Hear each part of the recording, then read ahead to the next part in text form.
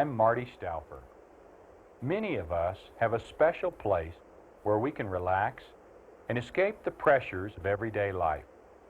Maybe it's a favorite spot in the woods, or a quiet corner of a room, or even a secret place in our minds. If we're lucky, we can find a peaceful refuge. But what about wildlife?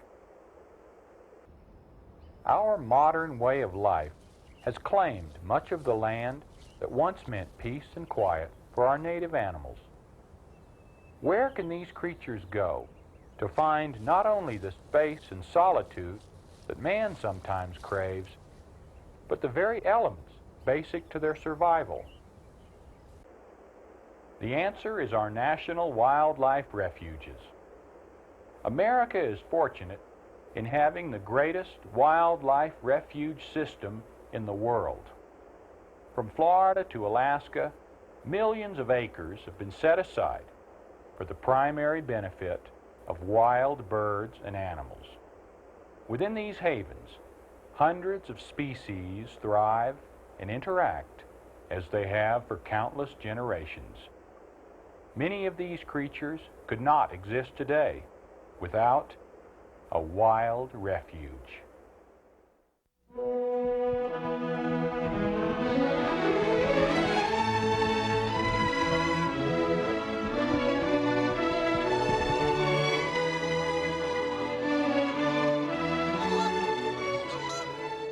Because Americans have gradually learned to treasure wildlife, creatures such as the Canada goose and the white-tailed deer are still a familiar part of our heritage.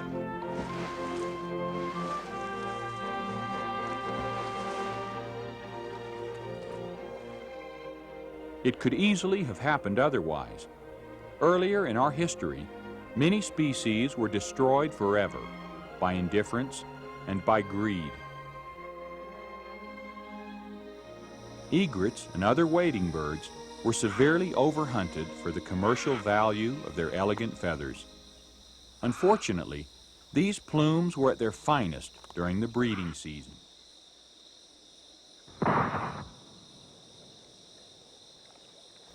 For each parent bird killed, a whole brood of young egrets would starve to death.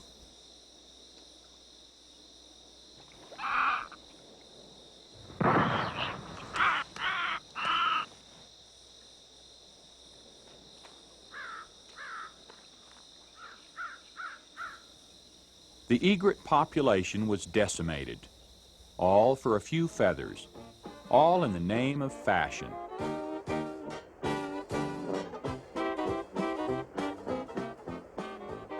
At the turn of the century, there were few organized citizens groups to protest such destruction. But fortunately, America then had a concerned and effective president who was also a naturalist. Among many foresighted acts was Teddy Roosevelt's establishment in 1903 of the country's first national wildlife refuge. Pelican Island in Florida was set aside to protect the nesting grounds of the brown pelican.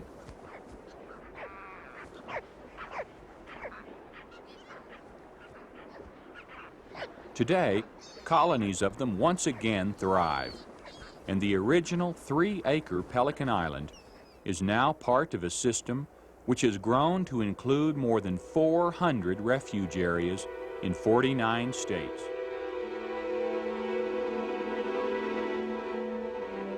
These refuges protect thousands of species of animals and birds, including nearly 70 that are endangered. Alaska alone has at least 17 of these sanctuaries, including the largest, the 18 million-acre Arctic National Refuge.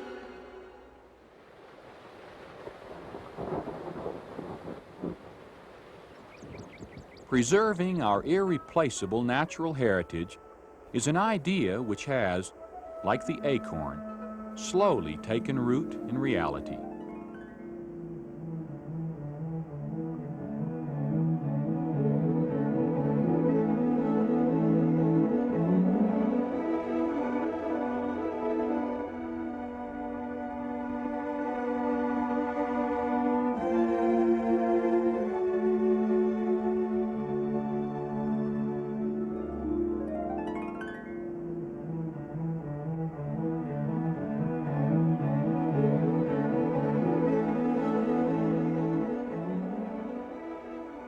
We have come to understand the interdependency of all living things, and to see that the greatest threat now to any species is loss of habitat.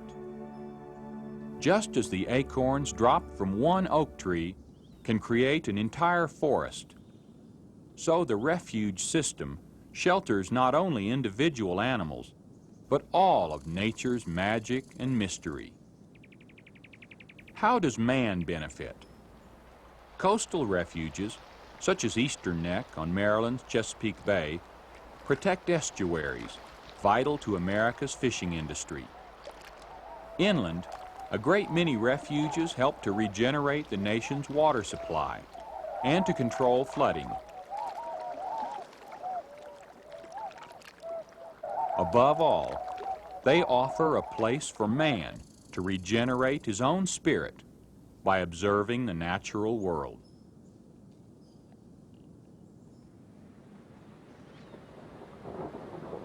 Many refuges encompass several types of habitat. Eastern Neck, for example, supports not only waterfowl, but also one of the last remaining populations of the endangered Delmarva fox squirrel.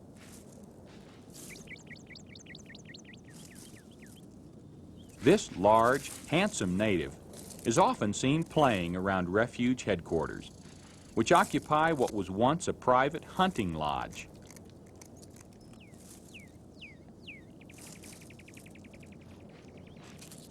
Each of these sanctuaries is unique.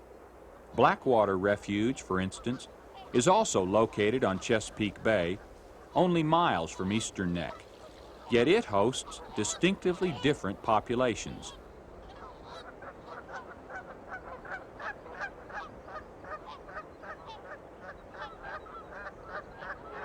Eagles, rare at Eastern Neck, are common at Blackwater.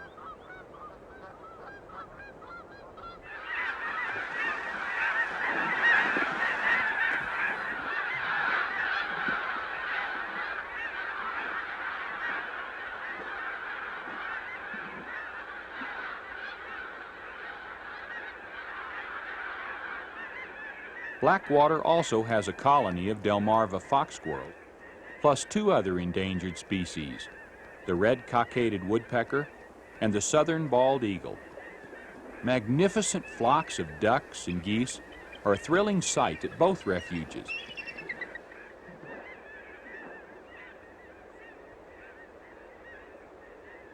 Most refuges allow visitors, and sunrise or sunset is my favorite time to visit any refuge area.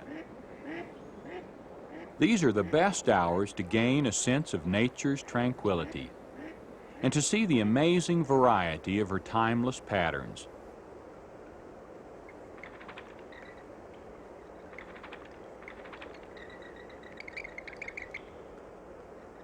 Often we forget just how much activity continues on into the night, or underground, unseen, but nonetheless essential.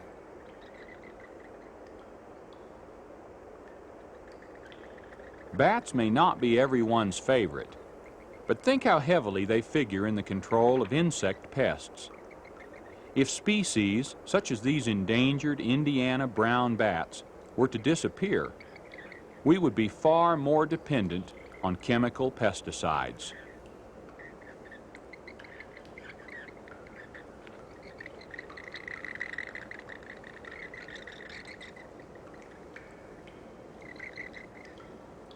There really are no insignificant species. Each one contributes to the survival of others, including man, many in ways that we are not even aware of.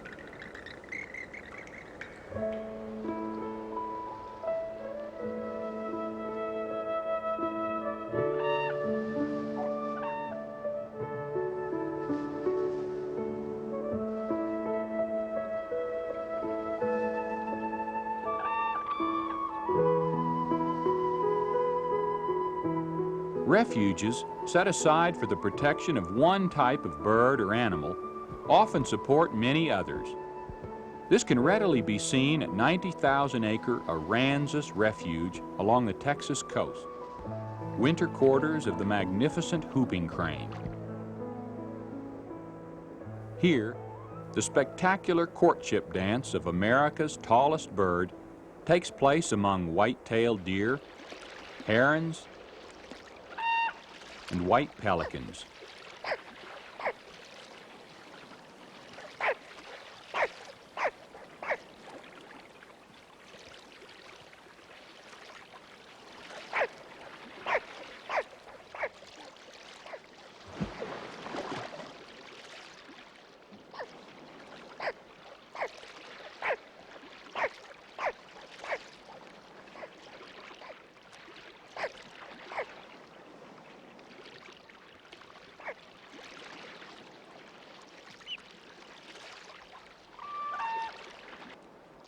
Despite the threat of nearby oil wells, Aransas remains a fragile reminder of what paradise might be.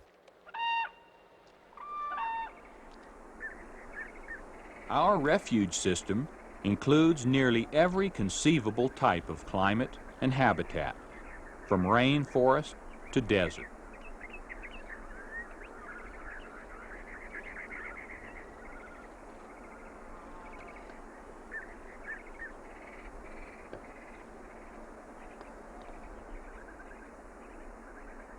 A newly hatched brood of Harris hawks will make their first flight from a giant saguaro cactus that probably started growing around the time our Declaration of Independence was signed.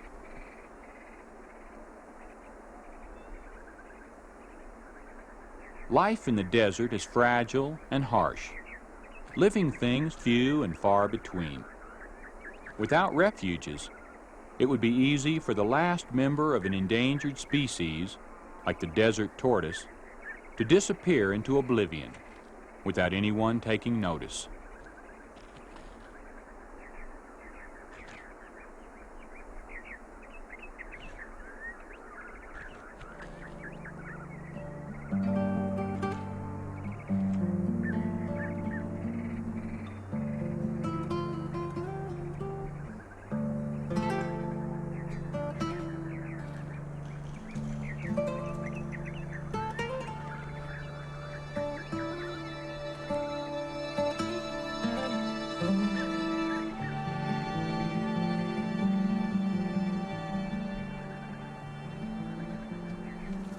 Desert refuges ensure that such creatures will have a chance to survive, as they have for millions of years, on their own specially evolved terms.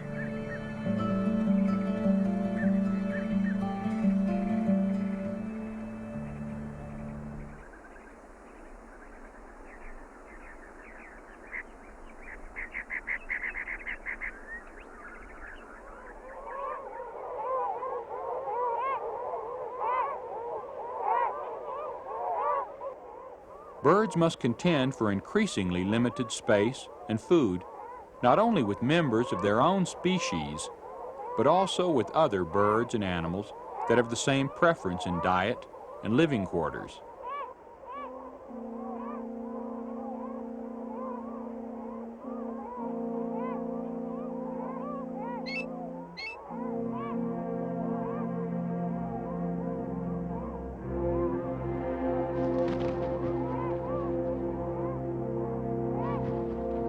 The red-tailed hawk and the bald eagle are old enemies for this reason.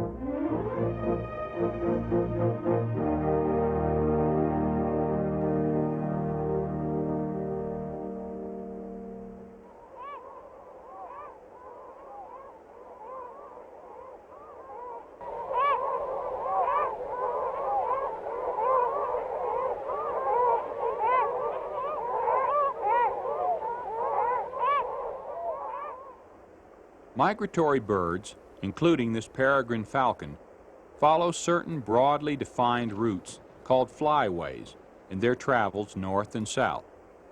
Along these paths, refuge areas offer opportunities to find food, and they ensure safe destinations at both ends of the journey.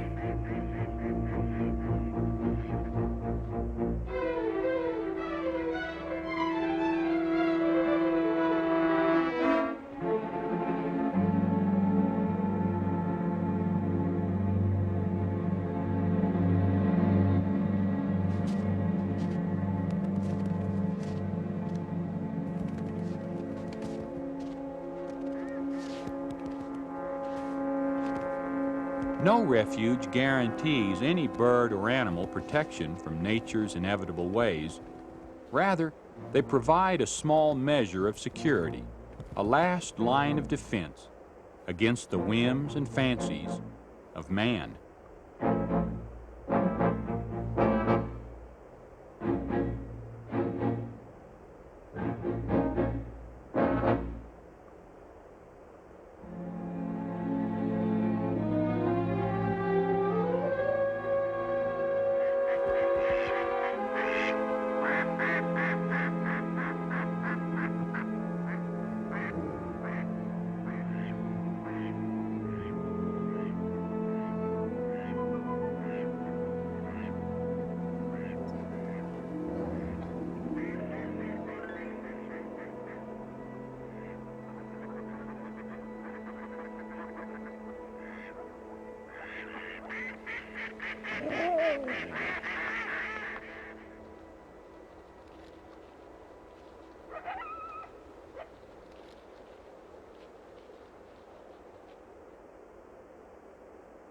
At prairie refuges, such as Fort Niobrara in Nebraska, life goes on as it has since the dawn of history.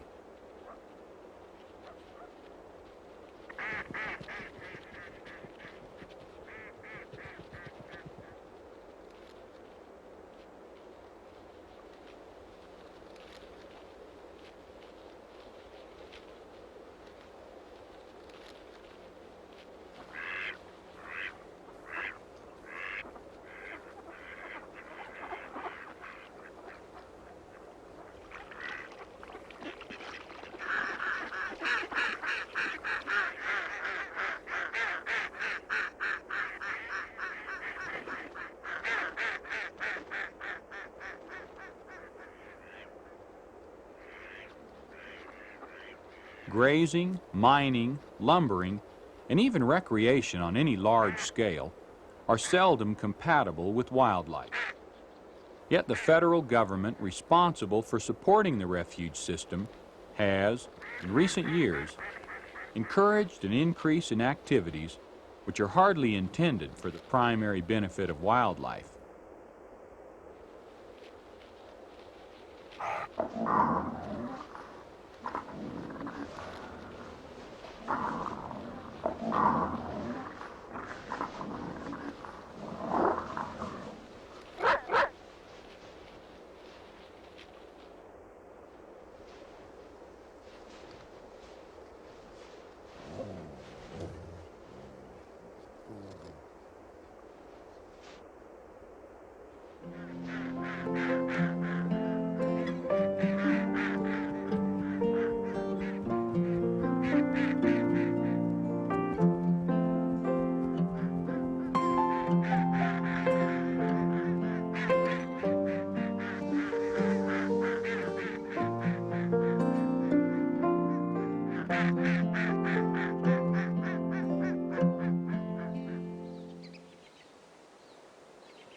Hunting is allowed on nearly half of our refuges.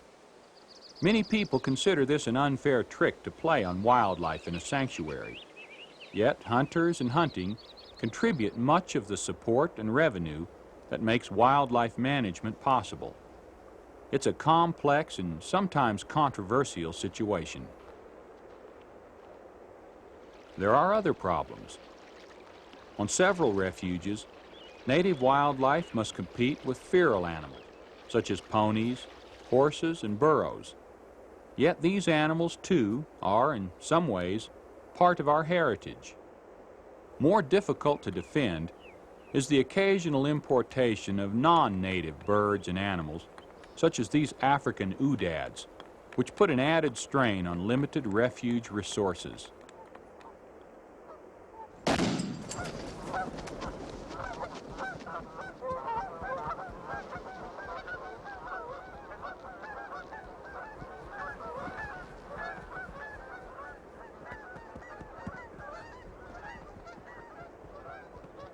Individual refuges face constant problems and conflicts, but the refuge system as a whole has done much to increase our understanding of wildlife. At Eastern Neck, for instance, records are kept which add greatly to our knowledge of the habits of migratory waterfowl. It's hoped that hunters and other observers will report sightings of the numbers on these goose collars. In this way, more accurate predictions can be made about how best to provide for their welfare.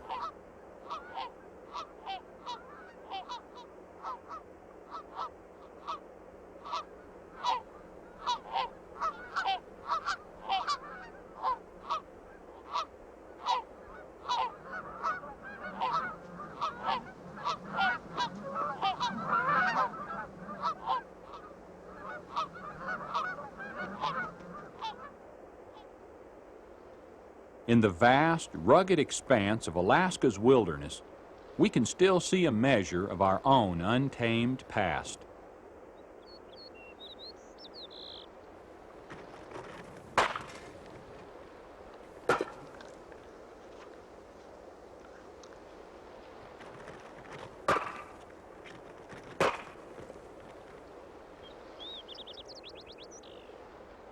For most of the country, wildness on such a grand scale is gone forever.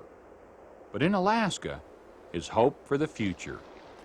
Here, massive unspoiled ecosystems have already been set aside, intact, to protect their original inhabitants. Alaskan brown bear, Dall sheep, moose, and the great herds of caribou are only a few of the magnificent creatures that fill this teeming land, with its thousands of miles of mountains, tundra, and shoreline.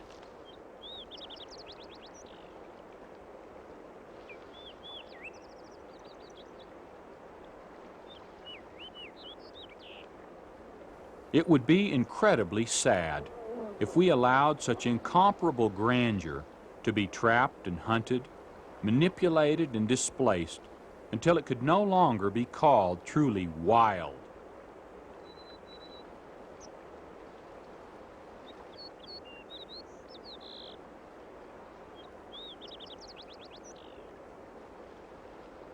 But the same pressures that constantly chip away our natural heritage in other parts of the country are at work here.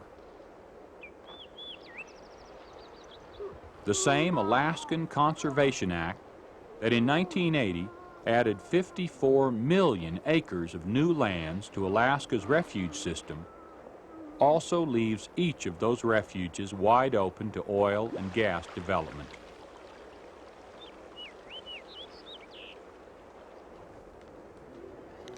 These beautiful animals are as much a part of America as the bison.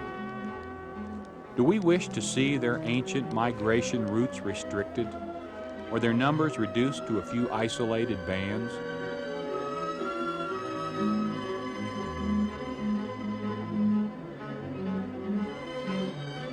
The issues are complex, but the answer is clear.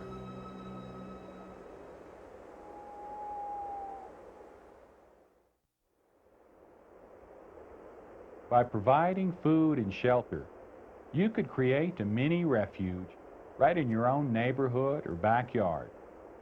This will encourage wild visitors to remain in or to return to areas where otherwise they might never be seen again. Or you could encourage your community to set aside protected habitat, especially for birds and animals.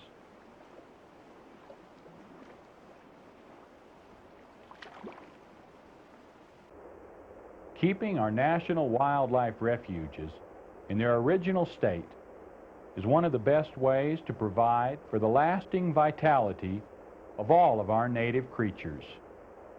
And these places provide us with a special opportunity to discover our own wild refuge. I'm Marty Stouffer. Until next time, enjoy our wild America.